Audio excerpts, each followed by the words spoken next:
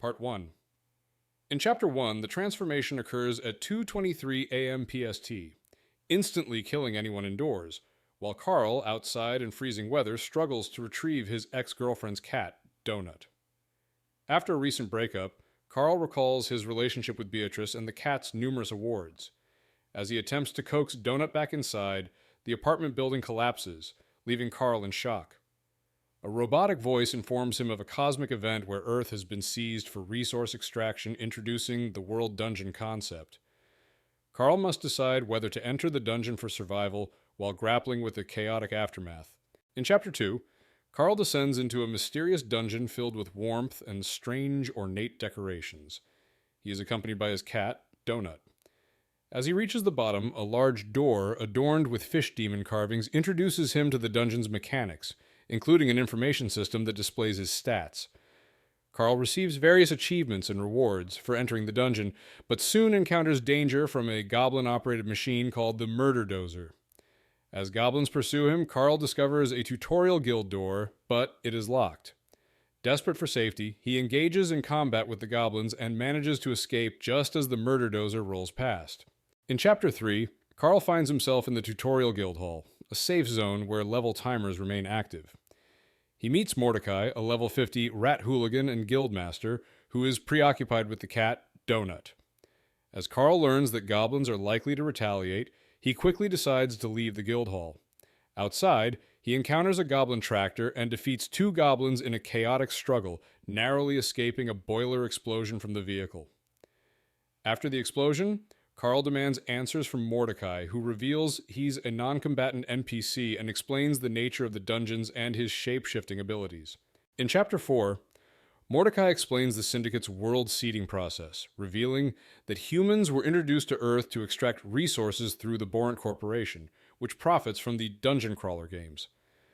Mordecai learns game mechanics, including a HUD for health and status notifications, and the significance of attracting viewers and patrons for survival.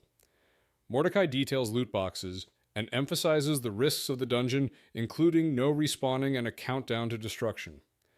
Mordecai realizes the need to stand out to gain followers. An announcement confirms nearly 10 million crawlers are now trapped, highlighting the dungeon's unpredictability.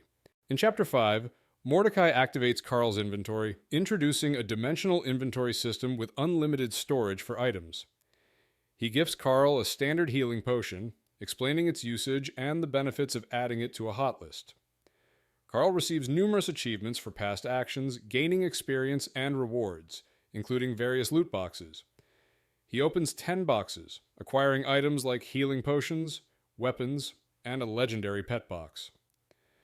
Carl faces a dilemma over an enhanced pet biscuit and decides to feed it to his cat, Donut, who unexpectedly transforms into a quivering mass.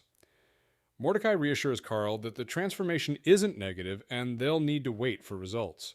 In Chapter 6, while waiting for the mutant cat to emerge, the protagonist examines new loot, including a toad cudgel and a goblin pass tattoo that allows free passage in goblin territory, but increases damage from fairy-class creatures. They discover an enchanted Nightgaunt cloak and an enchanted trollskin shirt, which enhances regeneration and resilience. After equipping the shirt and cloak, the protagonist's constitution rises significantly and they earn achievements for wearing magical gear. Mordecai advises considering a monk class to enhance unarmed combat skills. A new voice, sultry and pompous, critiques the protagonist's outfit, revealing it to be the cat speaking. In Chapter 7, Carl meets Princess Donut, a talking cat with enhanced stats due to a buff.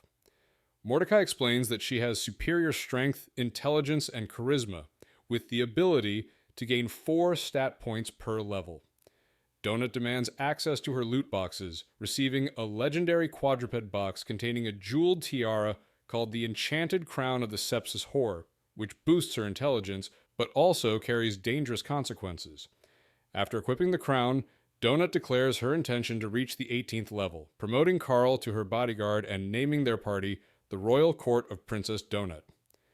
Mordecai warns Carl of the challenges ahead. In Chapter 8, Carl and Donut leave the guild to explore the dungeon, with Mordecai warning them about the dangers ahead. They separate briefly, with Carl seeking a way to remove himself from the party, but Donut convinces him to stick together for safety. They encounter